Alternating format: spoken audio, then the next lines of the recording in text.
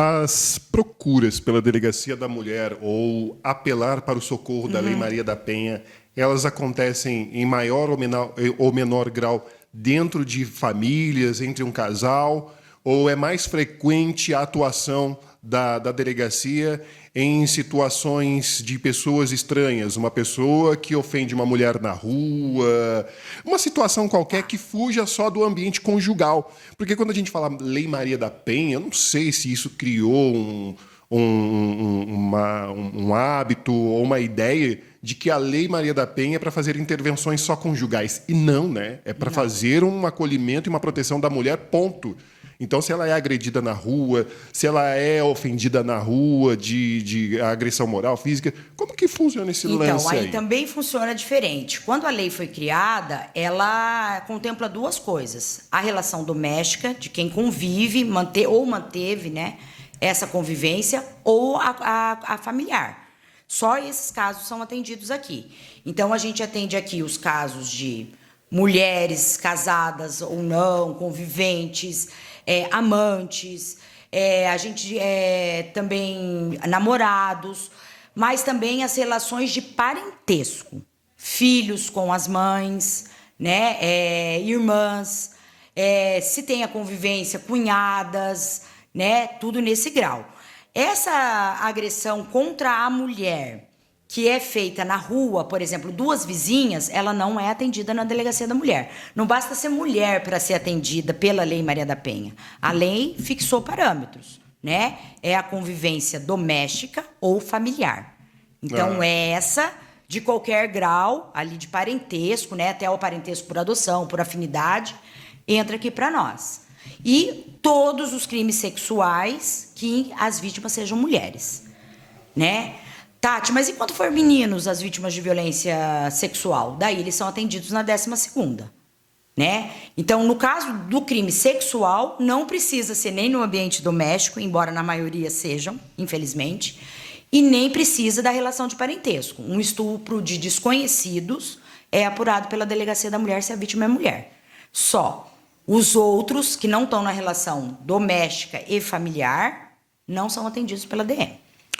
Você falou dos meninos. E em casos de trans ou homossexuais, onde nós temos uma situação em que um menino não se identifica com o seu gênero, se considera mulher, se identifica com o gênero feminino, a Lei Maria da Penha acolhe? Acolhe.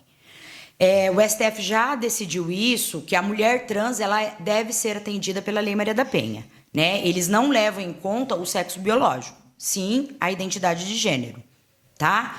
E isso também é um avanço que as polícias estão tendo, né, de uma reeducação, né? Porque da mesma forma que a mulher é vítima de preconceito, a mulher trans é 2 vezes vítima de preconceito. No atendimento, da maneira como ela se identifica, de como ela vai ser chamada.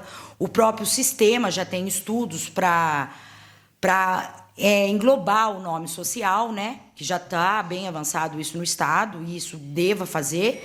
Nós aqui, a gente nunca atendeu a vítima, nós já atendemos casos de mulheres homossexuais, né? Vítimas, 2 companheiras, por exemplo, mais de uma vez, tranquilo. A gente ainda não teve o atendimento da mulher trans vítima de violência doméstica. Mas, se ele acontecer, ele será atendido por nós, né?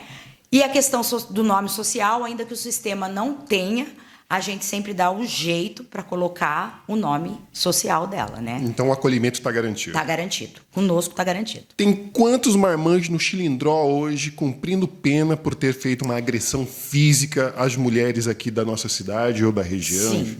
Essa questão da prisão, antigamente, quando eu entrei na polícia, era junto, né? A gente cuidava do preso que a gente prendia, né? O Estado avançou nisso, graças a Deus, e hoje o departamento é o DEPEN, né? Eles que cuidam. A gente sabe o número de prisões, né? Porque a gente tem as prisões em flagrantes, né? Quando a mulher chama e logo após ocorrer o crime, estando naquela situação, a polícia aborda, vai dar a prisão em flagrante.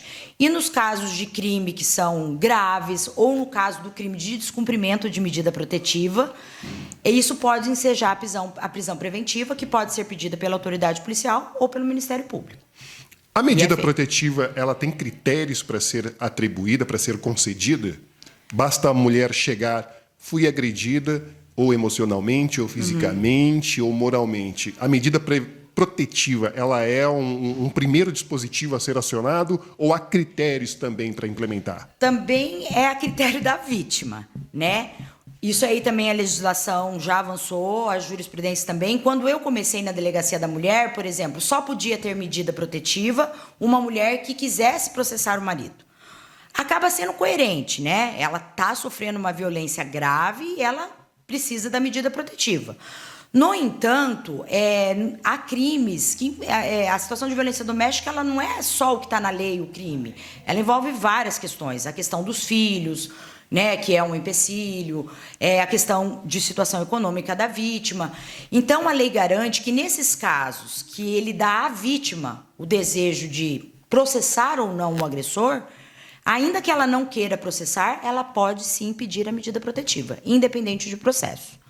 Tá? Então, teve uma violência de gênero, né, contra o gênero feminino nesse ambiente familiar ou de convivência, ela pode apenas só pedir a medida protetiva.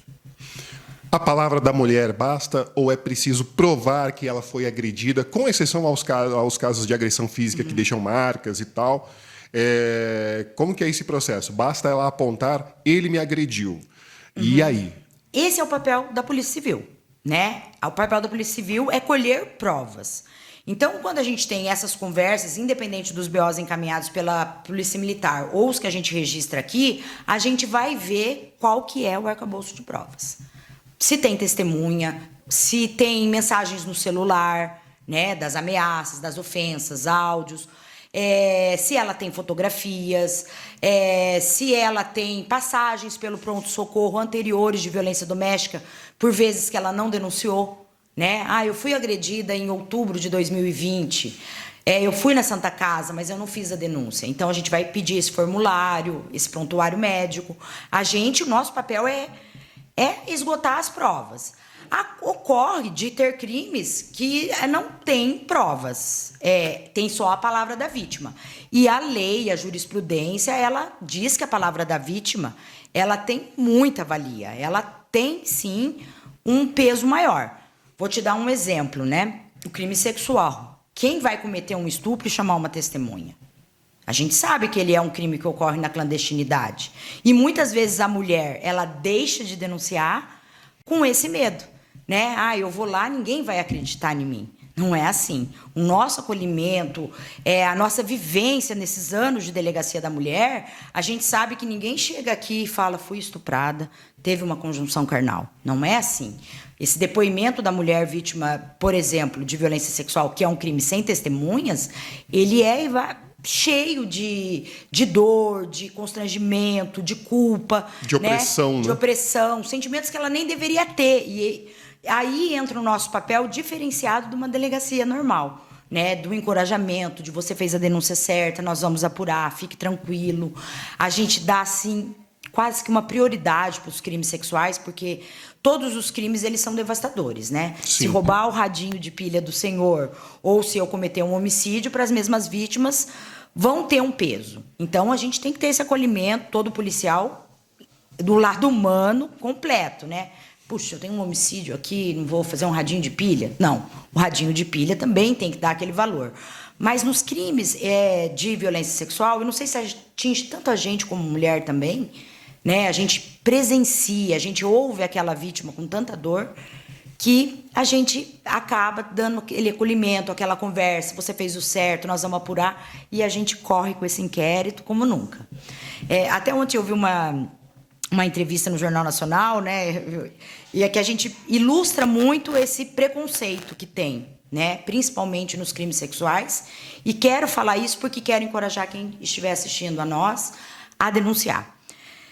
Ontem acho que teve um juiz que cometeu alguns crimes de assédio sexual e também, né, um estupro, né? Houve a denúncia agora por parte de algumas mulheres e a gente vê ali, né? Uma das vítimas falou: bom, só estava eu e ele na sala. Quem ia acreditar em mim? Ele era o juiz, eu era funcionária. Não tinha ninguém ali, né? O medo dela em fazer a denúncia, né? Ela fez a denúncia depois que outras denúncias foram aparecendo. E a de estupro, a mesma coisa, porque, lógico, foi num local, né, que não tinha ninguém, porque é óbvio que o agressor, né, o estuprador, ele não vai querer ter uma testemunha.